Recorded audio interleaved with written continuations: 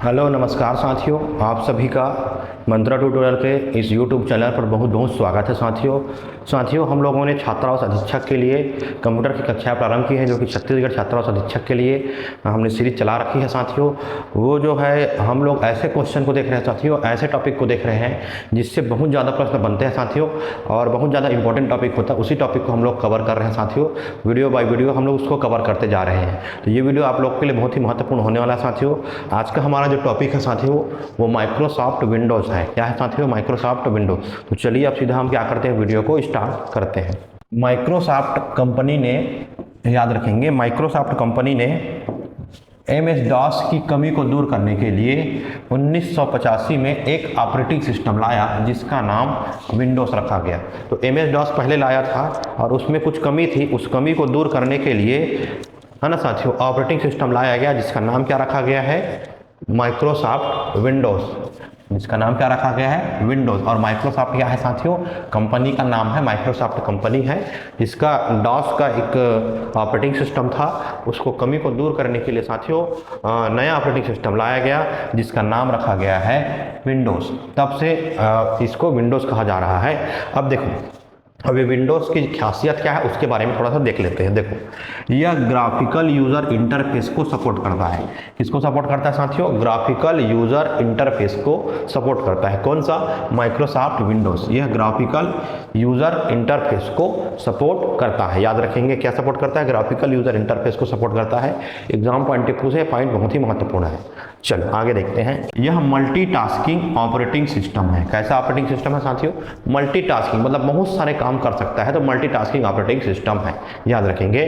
तो MS Windows जो है, माइक्रोसॉफ्ट विंडोज़ जो है बहुत सारे टास्क को कंप्लीट कर सकता है, इसलिए इसका नाम रखा गया मल्टीटास्किंग ऑपरेटिंग सिस्टम। जबकि डास जो था सिंगल टास्किंग था, सिंगल यूजर सिंगल टास्किंग था। इसमें मल्टीटास्किंग ऑपरेटिंग सिस्टम होता है। यह ग्राफिकल यूजर इंटरफेस को सपोर्ट करता है। ठीक, इसको याद रखेंगे। देखो, यह प्रारंभ में single user face operating system था, परंतु प्रारंभ में सिंगल ऑपरेटिंग सिस्टम था, परंतु विंडो XP आने के बाद सभी जो है मल्टी यूज़र ऑपरेटिंग सिस्टम हो गए। मल्टी यूज़र मतलब बहुत सारे इसमें यूज़ कर सकते हैं, बहुत सारे काम कर सकते हैं। एक व्यक्ति इसमें बहुत सारे काम कर सकता है, तो ये इसका फायदा हो गया। यह प्रारंभ में सिंगल ऑपरेटिंग सिस्टम था, लेकिन विंडो XP आने के बाद अलग अलग वर्जन होते जा रहा है, मतलब साल दर साल इसका जो है अपडेट होते जा रहा है वर्जन का, मतलब उसके विंडो XP आने के बाद सभी जो है क्या हो सके साथियों, मल्टी यूज़र ऑपरेटिंग सिस्टम बन गए। इसको हमको ध्यान में रखना है, उसको ये सपोर्ट करता है, मल्टी यूज़र ऑपरेटिंग सिस्टम को ये सपोर्ट करता है, इतना हमको ध्यान में रखना पड़ेगा। ठीक, तो ये चीज़ें जो है माइक्रोसॉफ्ट विंडोज़ के बारे में है, जो कि डॉस की कमी को दूर करने के लिए लाया गया नया सिस्टम, उसको कहा गया विंडोज़। और यह ग्राफिकल यूज़र इंटरफेस को सपोर्ट करता है साथियों, और यह मल्टीटास्किंग मल्टी ऑपरेटिंग सिस्टम है। प्रारंभ में सिंगल यूज़र ऑपरेटिंग सिस्टम था, परंतु विंडोज़ XP के आने के बाद ये multi user multi operating system ये हो गया। ठीक, चलो आगे देखते हैं। माइक्रोसॉफ्ट जो है साथियों 32 और 34 बिट दोनों प्रकार के ऑपरेटिंग सिस्टम है, मतलब दोनों प्रकार के हैं साथियों। याद रखेंगे, माइक्रोसॉफ्ट 32 बिट का है और 64 बिट का है, दोनों बिट का है। तो ये जो है 2000 के बाद वाला XP के बाद ये 64 बिट का हो गया है। XP के बाद ये क्या हो गया साथियों? 64 बिट ऑपरेटिंग सिस्टम है, जबकि इधर विंडोज 2000 तक का 32 बिट का ऑपरेटिंग सिस्टम है। देखिए ये क्या है, विंडो के विकास का चरण है, मान के चले, है ना। विंडोज के ये क्या हो जाएगा, विंडोज के विकास का चरण है साथियों। विंडोज के विकास का चरण है। विंडोज के विकास, ये विंडोज के विकास है ना। तो विंडोज के विकास सन दर सन हुआ गया और उसका नाम अलग अलग है साथियों, उसको हम लोग अभी देखने वाले हैं। देखो, विंडोज़ का वर्जन मैंने बनाया है और इधर बनाया है विंडोज़ का ईयर, है ना। देखिए विंडो 1 जो आया है साथियों 1985 में। विंडो 1 कब आया? सबसे पहला 1985 में विंडो 1 का आविष्कार हुआ, निर्माण किए माइक्रोसॉफ्ट ने। उसके बाद विंडो 3 1990 में आया है, याद रखेंगे। विंडो 3 कब आया है साथियों? 1990। पहला आया 1985 में, उसके बाद 1990 में। विंडो 95 आया 1995 में, 95 में। और विंडो 98 आया 98 में, विंडो 98 आया 98 में। और विंडो ME आया 2000 में। विंडो ME कब आया?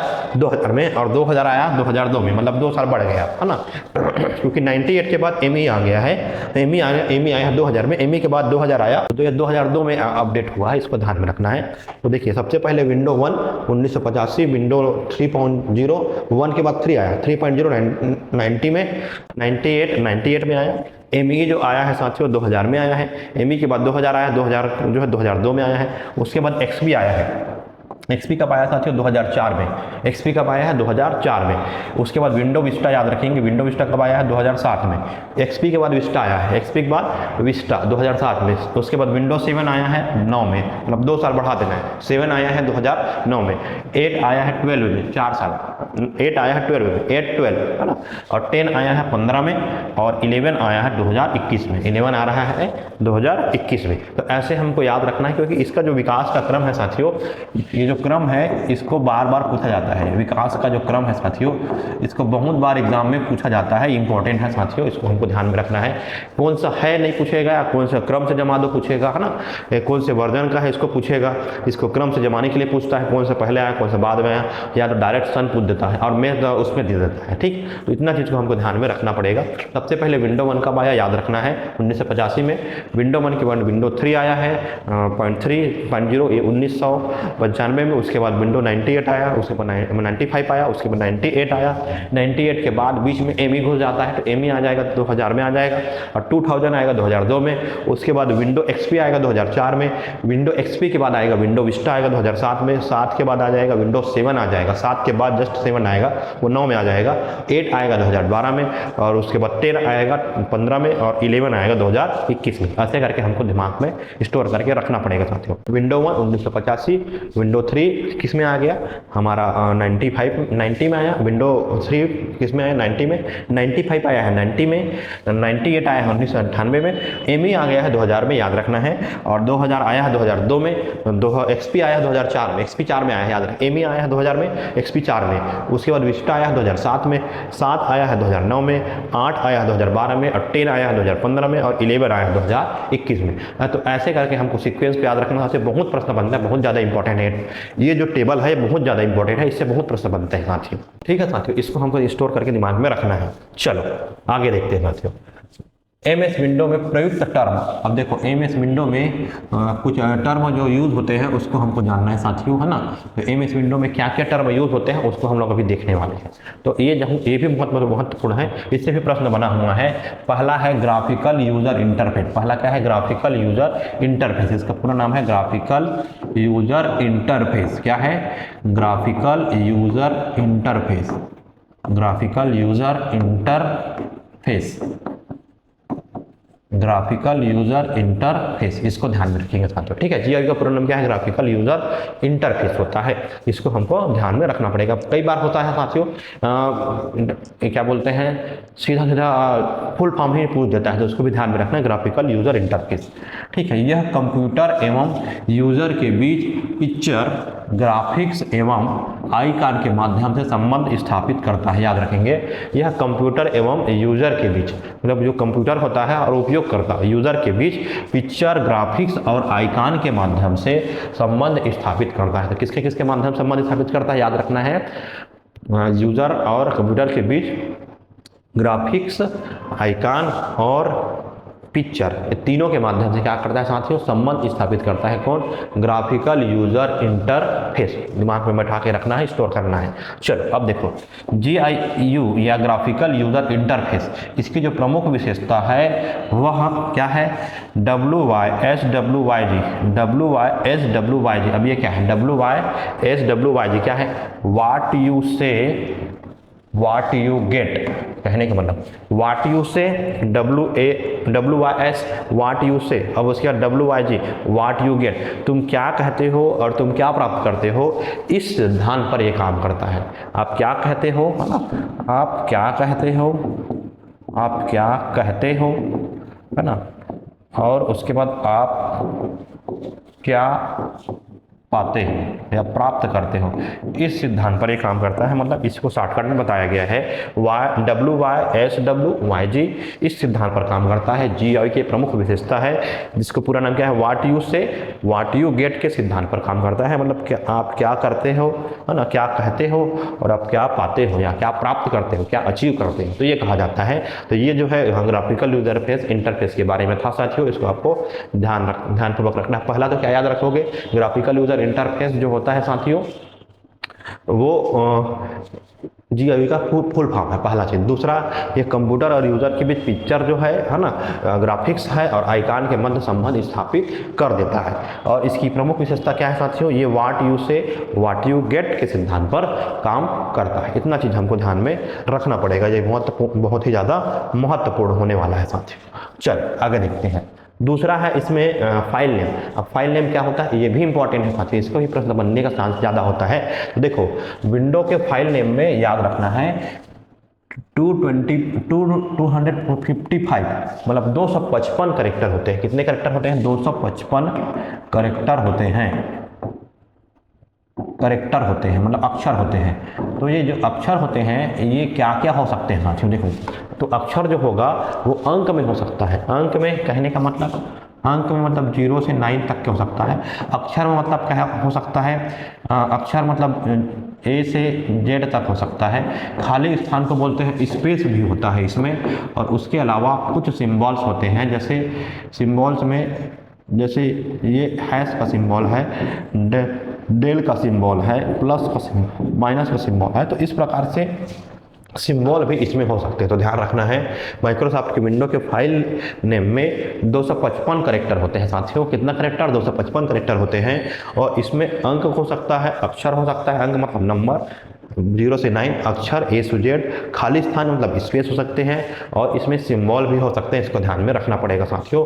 तो ये जो होता है हमारा किससे संबंधित है, फाइल नेम से संबंधित है, जिसको आपको दिमाग में स्टोर करके रखना है साथियों। अब हम बात करेंगे साथियों, फाइल नेम होता है और उसके कुछ एक्सटेंशन नेम होते हैं जो अलग अलग माइक्रोसॉफ्ट विंडोज ने जारी किया है, अलग अलग सॉफ्टवेयर बनाया है। तो उसके जो है कुछ एक्सटेंशन नेम है, उसके शॉर्टकट नाम है, उसको हमको ध्यान में रखना पड़ेगा। ये भी एग्जाम पॉइंट ऑफ व्यू से बहुत ही महत्वपूर्ण है साथियों। ये पॉइंट जो है बहुत ही महत्वपूर्ण होने वाला है साथियों। तो चलिए हम सीधा क्या करते हैं, आगे इसको देखते हैं। देखो, फाइल नेम एक साइड लिखा है और एक साइड है एक्सटेंशन नेम।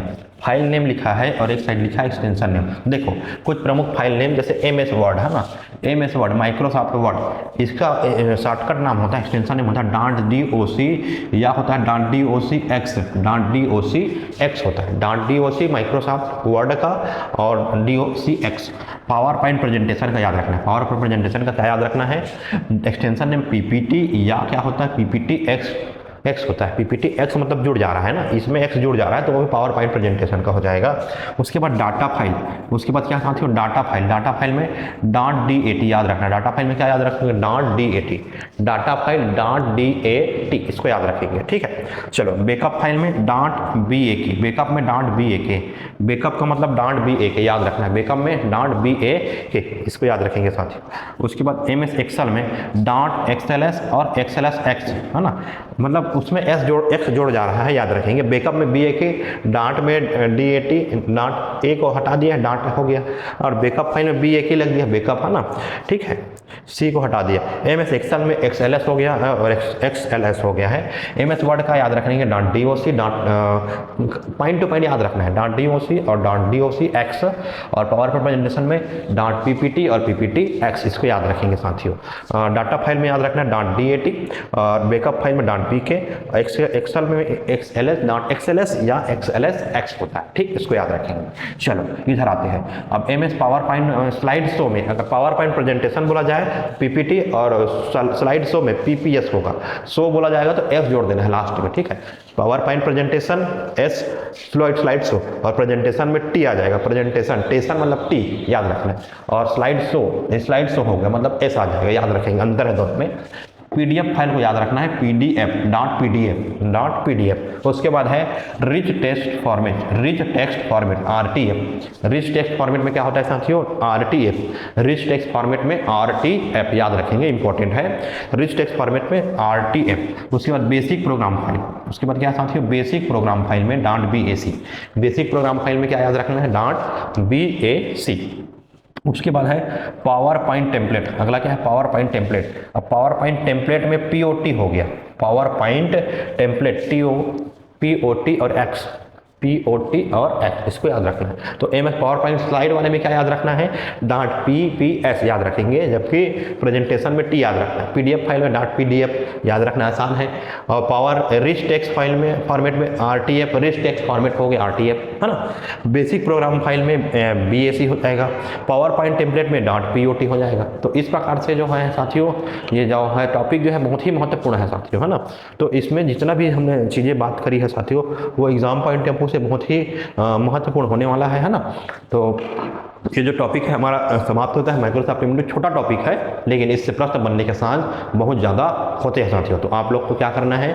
ज़्यादा से ज़्यादा मंत्र ट्यूटोरियल के चैनल से जुड़ना है, चैनल को सब्सक्राइब करना है, लाइक करना है, दूसरे तक उसको पहुँचाना है, ज़्यादा से ज़्यादा शेयर करना है साथियों। तो मिलते हैं साथियों अब नेक्स्ट क्लास में, नेक्स्ट वीडियो लेकर के कंप्यूटर का हाजिर होंगे साथियों। तो तब तक बने रहिए, स्वस्थ रहिए। मिलते हैं साथियों नेक्स्ट वीडियो में। Thank you so much.